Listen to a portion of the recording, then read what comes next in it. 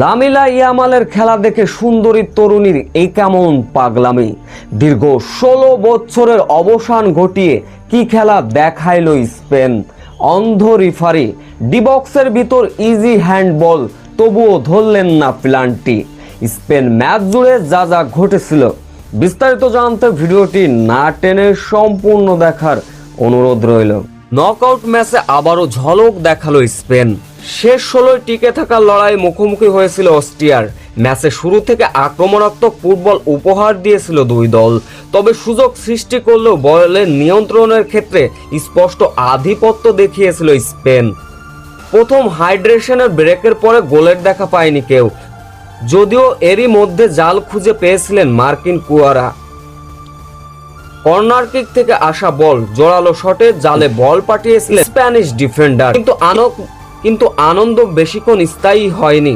গোল হওয়ার সঙ্গে সঙ্গেই বাঁশি বাজান রিফারির মতে কর্নার কিকের সময় স্প্যানিক এক অস্ট্রিয়া গোলরক্ষক আলেকজান্ডারকে ফাউল করেন তিনি, তাতে করে গোলটি হয়ে গেল বাতিল।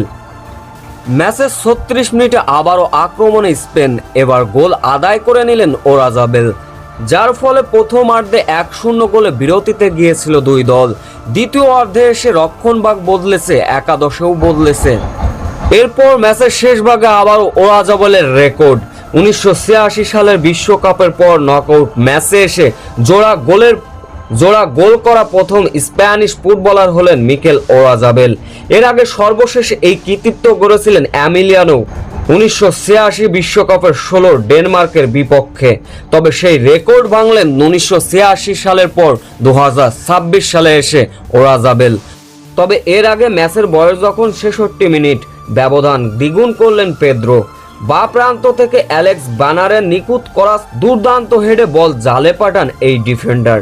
শেষ পর্যন্ত লামিলা ইয়ামালের দুর্দান্ত অ্যাসিস্টও ছিল, দুর্দান্ত ক্যারিশমা ছিল, যা থেকে রীতিমতো মুগ্ধ হয়ে গিয়েছিলেন স্প্যানিশ এক সুন্দরী নারী।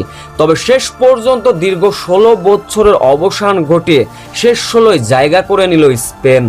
তবে এদিন ম্যাচের প্রথম শুরুর দিকে ঘটে গেল এক অনাকাঙ্ক্ষিত ঘটনা, যেখানে অস্ট্রিয়ার ডিবক্সের ভিতর ইজি হ্যান্ডবল ছিল, কিন্তু রেফারি দেখেও সেটাকে প্লান্টি দিলেন না। তাতে করে হতাশার মাত্রা বেড়ে গিয়েছিল স্পেনের।